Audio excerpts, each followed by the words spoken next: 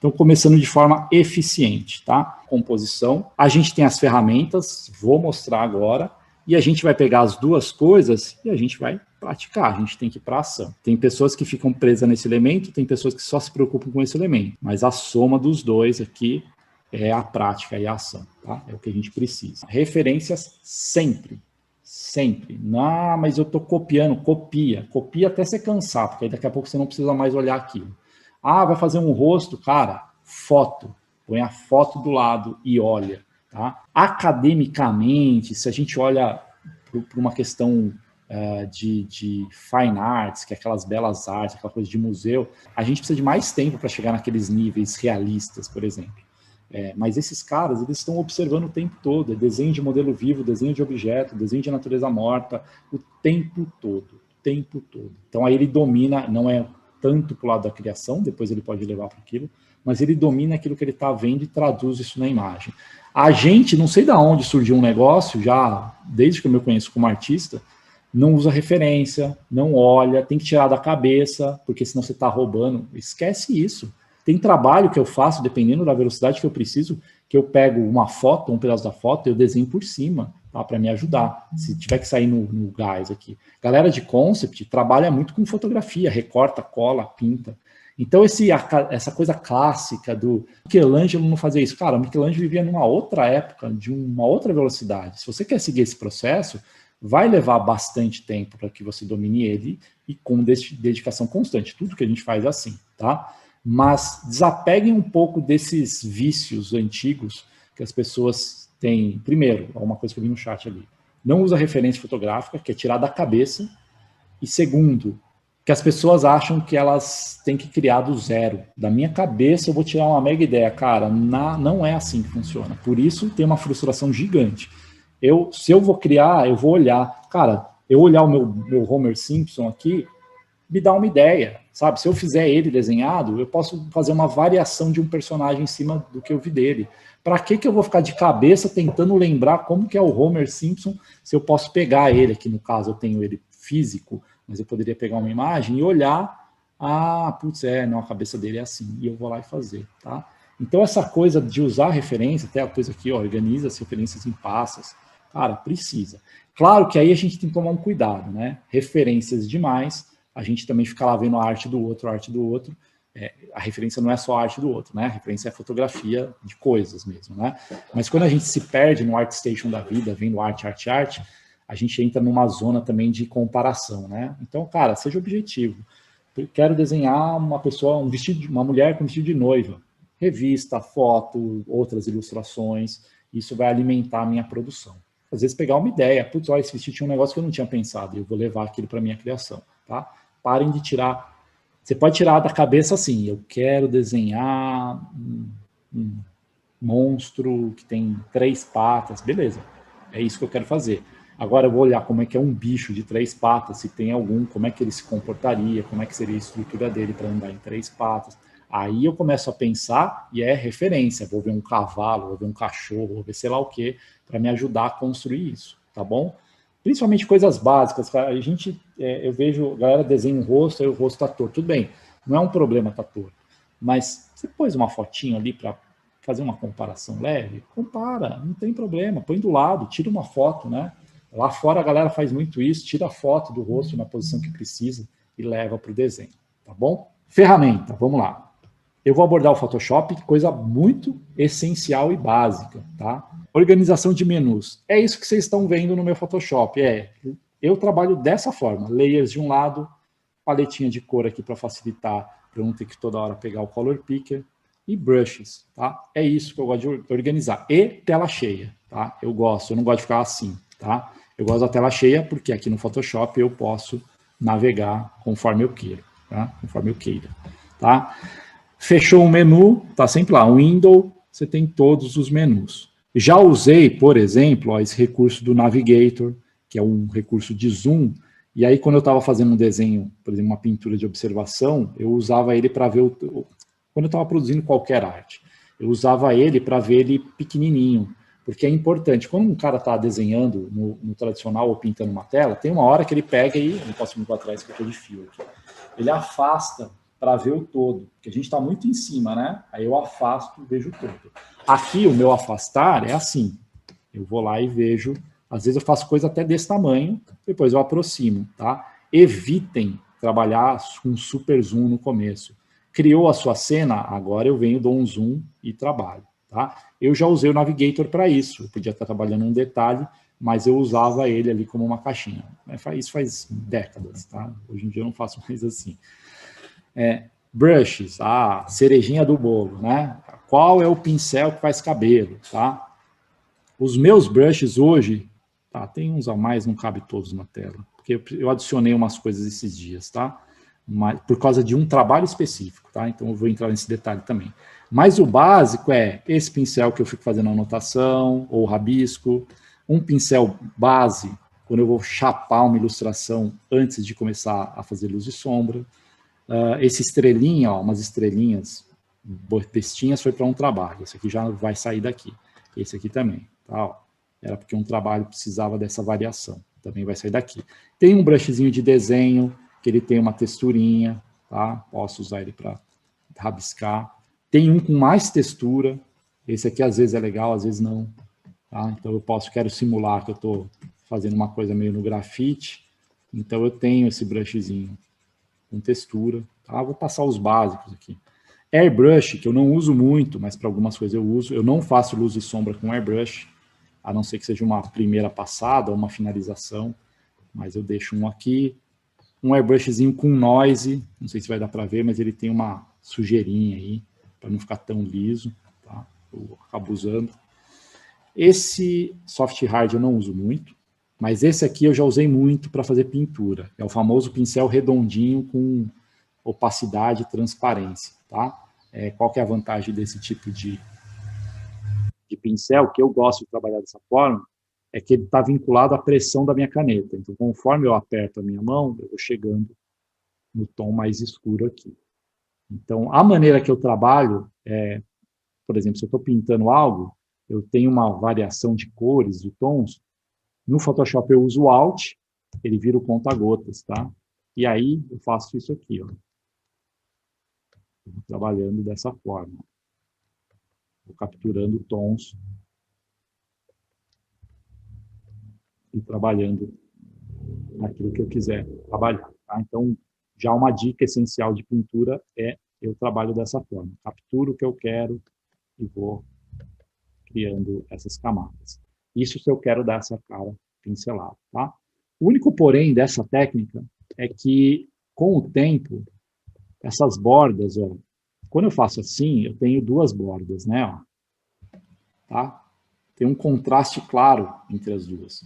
Se eu começar a fazer isso aqui, que é o que a gente faz na variação tonal, eu estou suavizando essa borda. Eu estou criando o gradiente ali, o degradê, para que eu faça uma transição suave. Porém, o aspecto final da pintura às vezes fica meio com blur. Ele parece que você deu um desfoque, tá? Aí você precisa ver aonde você tiver essa sensação de desfoque, o que você faz para corrigir. Então, se eu desfoquei muito, aí eu vou lá e falo, não, aqui eu tenho que ter um contraste de borda mais evidente. Aí eu vou lá e forço isso, tá? Aí beleza, ali tem um contraste. Ou aqui vai ter uma luz bem marcada. Então, tem a luz marcada, tá? Então, é o único porém desse tipo de técnica, tá? Esse aqui já, ó, mesmo princípio, só que ele tem um formato diferente, ó. Ele já fica numa cara de, sei lá, um marcador aí, uma parada assim, tá? Então, mesmo princípio, captura e pinta, captura e pinta, captura e pinta, tá? Vocês estão vendo que ó, a minha opacidade, flow lá em cima, está 100%. Não é todo o trabalho. Eu, muitas vezes baixo o flow, que aí eu tenho mais variação aí de pressão, ou às vezes realmente eu vou abaixo um pouquinho a opacidade e eu vou construindo isso com mais pinceladas, tá? Mas depende muito do meu processo, do meu trabalho aqui, tá? Eu não vou passar todos, tá? Mas só mais esse aqui. Esse é um que eu sempre falo para os alunos, meio repetitivo isso para mim falar, mas eu adoro esse aqui, tá? É um cara, o nome artístico dele é o Peleng, mas ele tem outro nome, mais complexo. Eu adoro esse, por quê? Textura, tá? Eu tenho a mesma transição suave e marcada, ó, só que ele gera essas belezinhas de textura. Então, no meu estilo das coisas que eu pinto, eu gosto. Ó, esse cara aqui do banner tá nessa pegada desse pincel. Tá bem evidente. Olha o que eu falei de transição. Então, tem hora, eu gosto, né, desse estilo mais marcado, mas tem hora que a gente vai buscando, aqui não, na verdade tudo está bem marcado. Aqui tem um pouquinho de transição mais suave, tá? Mas aqui eu fui buscando marcar, tá? Não é todo o trabalho que dá para fazer isso, tá bom? Depende muito do projeto aí. Tem trabalhos que tem que estar mais bonitinhas as coisas. Esse processo de pinceladas, mesmo que seja com o airbrush lá, que eu falei que eu não sou fã dele, porque ele pode passar uma ideia de trabalho amador, tá? Depende de como a gente trabalha, eu gosto de misturar. Mas esse processo de pinceladas, eu vou pincelando, ele tende a ser mais demorado, ele pode ficar demorado, tá? Dependendo do que você está buscando. Num primeiro momento, putz, eu bloco, beleza. Agora, quando eu quero refinar a pintura, o processo de refinamento ou renderização, ele é demorado. Mas, às vezes, ficar pincelando, ele demora mais porque, fala assim, putz, eu borrei aqui era para ser branco, aí eu tenho que ir lá e consertar a borda do negócio. Aqui passou um pouco, aí eu tenho que ir lá e voltar. Então, tem um pouquinho esse lado. A gente pode misturar com o que eu estou fazendo aqui, eu já falei de brushes e de mistura, tá? Eu posso usar o laço, que é a ferramenta de seleção de qualquer programa de pintura, fotografia. O que eu quero dizer com isso? Se eu precisar fazer algo que se assemelhe a uma esfera, eu posso fazer isso aqui, fiz uma seleção, e aí, sei lá, eu pego aqui o airbrush. Então, fazer isso aqui, às vezes, é mais rápido do que eu ficar pincelando. Às vezes eu preciso corrigir uma coisa, ou uma área. Preciso essa área toda dar uma clareada.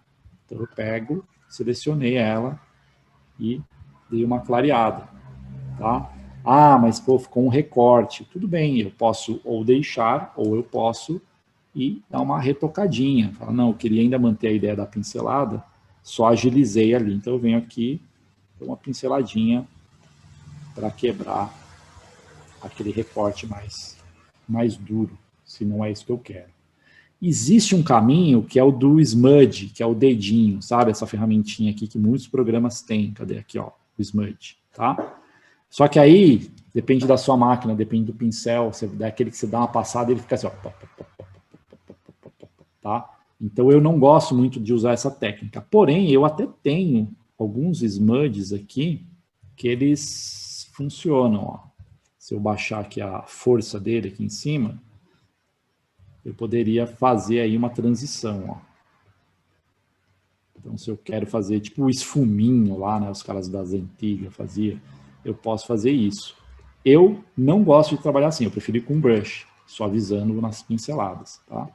Então, eu poderia fazer isso. Mas eu tenho uns aqui, acho que esse aqui tem um negócio bem louco. Ó o que ele vai fazer, ó.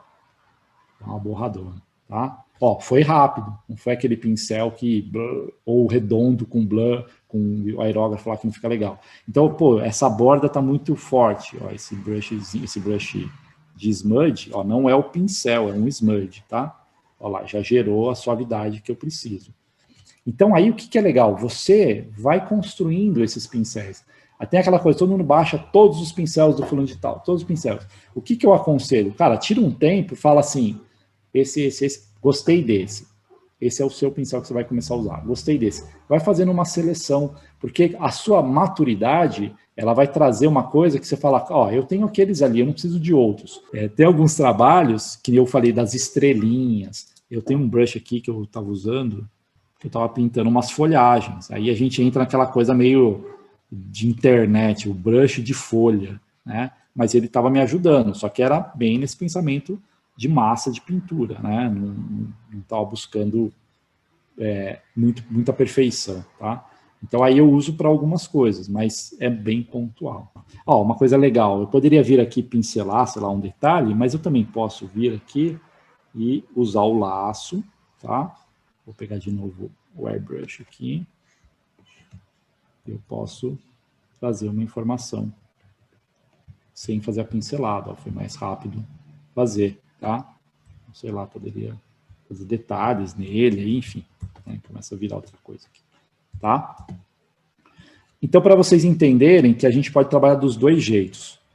ou misturar. A gente viu pincel suave, vimos pincéis marcados, vimos pincéis com textura e vimos aí laço ajudando a gente a produzir, tá? Às vezes eu acho que tem algumas coisas que eu gasto muito tempo com pincel que eu poderia ter agilizado e feito com seleção, com airbrush, tá? Essa coisa que eu fiz aqui, ó, o airbrush, que eu gosto muito desse pensamento, é assim, cara, eu preciso escurecer um lado da imagem. Aí eu pego um airbrushzão assim, deixa eu ver se está com seleção, ó. Aí eu venho e trago aquela informação. Ou, de novo, né, venho aqui e trago outra informação. Poderia usar o gradiente também, tá? Não gostou? Vai lá, quebra a linha, transição com pinceladas ou smudge. O último recurso que eu quero mostrar é o Clipping Mask e o Lock, tá? Que é o travamento. Vou pegar o pincel, eu chapo as cores aqui. Então eu peguei o meu pincel base num layer novo, layer vazio, tá bom? Vou fazer uma esfera bem com o pincel aqui, pop, tá? Olha lá, ela tá sozinha, tá? Aí vamos fazer o básico, né? Todo curso tem que ter a esfera de luz e sombra. Então eu venho lá, tenho o meu layerzinho da esfera, posso renomear ele se eu quiser manter uma organização, e eu faço a luz, puta, vazou, né? Tá por cima. Ah, então agora eu vou ter que fazer uma seleção, e aí eu pinto dentro, tá?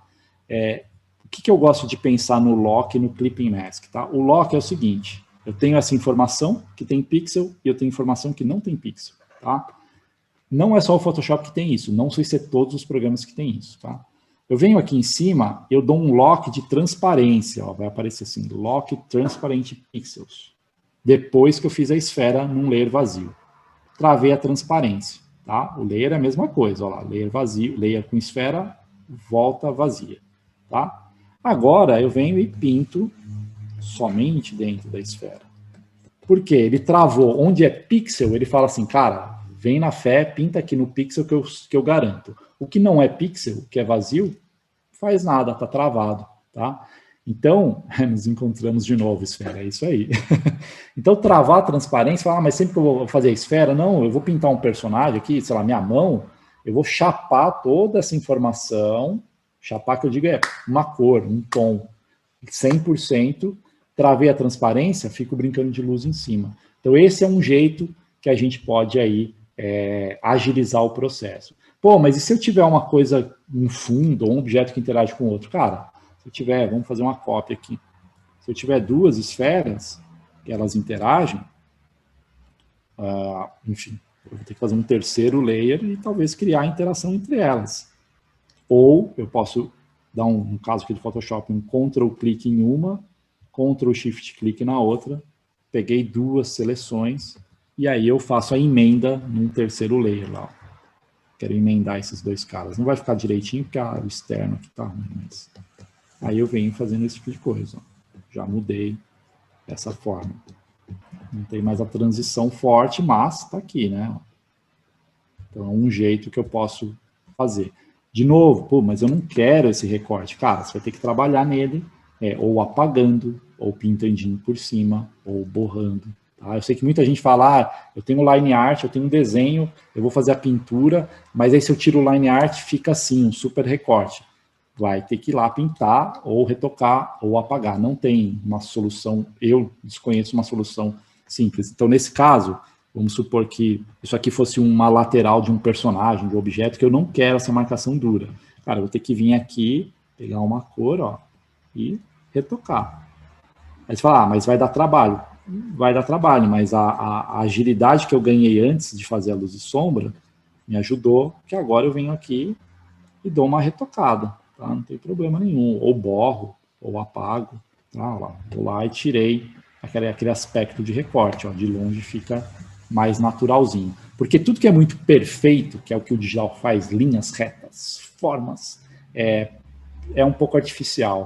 Então, quando a gente quebra isso, cara, o natural, ele não é perfeito. Se eu olhar minha mesa aqui, ela tem um quebradinho, ela tem um arranhado. Se eu olhar aqui o plástico, ele tem uma hora que ele tem uma marquinha, né? Então, essas sutilezas do real quebram essa perfeição aí do 3D, da pintura, do digital. Tá? tá bom? É o seguinte, então eu fiz minha esfera, ela está lá, travadinho o pixel, mas se eu quisesse pintar num outro layer dentro da esfera, então eu criaria um layer, se eu pintar a gente já viu que vai vazar, eu poderia selecionar e pintar no outro layer, então eu dependo de uma área de seleção, ou eu não preciso selecionar no Photoshop, aí eu não sei como é em outros programas, tá bom? Eu vou usar o recurso que ele fica aqui, ó, eu sempre me perco aqui, ó, Layer, Create Clipping Mask. Olha o que ele fez. Ele fez uma setinha e vinculou com a forma da esfera. O mais fácil é o Alt. O Alt entre dois layers, ó, soltou, prendeu, soltou, prendeu. Ele está falando que tudo que você fizer no layer 81 está vinculado à forma do layer 78. Então agora eu posso pintar aqui um rebatimento, uma luz vermelha. Pronto, está dentro da esfera. Se eu solto, vazou. Se eu prendo, está dentro da forma original. Lembrando, tem uma forma com pixel, tem uma área vazia, senão ele não vai interagir, né? Não vai ter o que ele interagir. Se tudo isso está fletado, ele não vai entender que a esfera é a esfera, né? Aí eu tenho que fazer na mão mesmo, tá? Alt, solta e prende.